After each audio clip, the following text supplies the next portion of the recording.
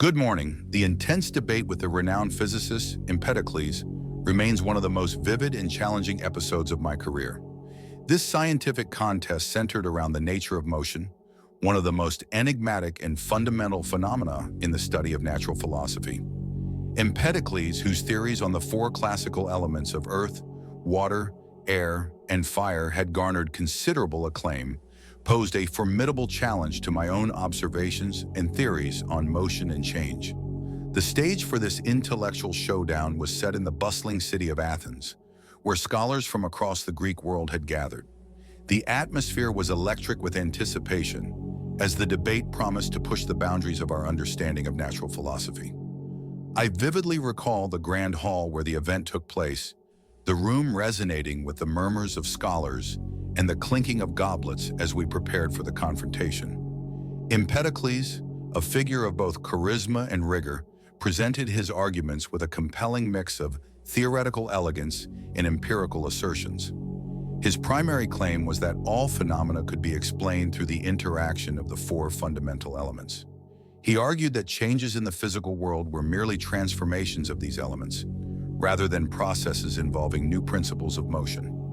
My counter-argument was rooted in my belief that motion was not simply the result of elemental interactions, but required an understanding of different types of motion, particularly the concepts of natural and violent motion.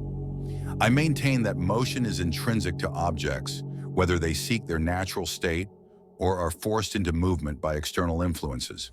To substantiate my theory, I undertook a series of rigorous experiments and observations. One such experiment involved observing the motion of various objects in different environments, both in free fall and on inclined planes. The goal was to demonstrate that objects exhibit predictable behaviors based on their intrinsic properties rather than solely on elemental interactions. For instance, I meticulously measured the rate at which objects fell and how their speed changed over time, using a carefully calibrated system of weights and pulleys. In parallel, I conducted comparative studies of natural and artificial motions. For example, I observed the behavior of water flowing through channels of various inclinations and pressures, comparing these results with the effects of manually pushing objects across surfaces. These experiments were designed to reveal differences in how objects responded to natural versus applied forces, thus highlighting the role of inherent motion principles. The debate reached its climax when Empedocles and I presented our findings to the gathered scholars. The discussions were intense, with each of us defending our positions with fervor.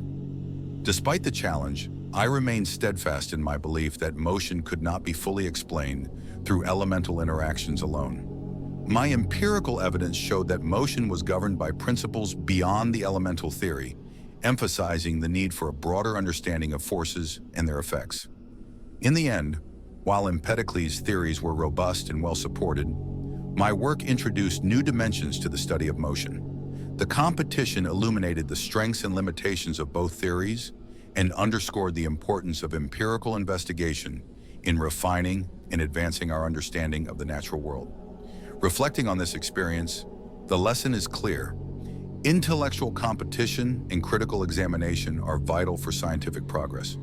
The rigorous process of testing and debating ideas, even when they challenge deeply held beliefs, drives us towards deeper insights and advancements. As you face challenges in your own pursuits, consider how engaging with differing viewpoints and rigorously testing your ideas can lead to greater clarity and innovation. The pursuit of knowledge, much like the debate with Empedocles, thrives on the dynamic interplay of competing theories and empirical evidence. Today, think about how you can apply this lesson to your own life. I wish you a forward-looking day.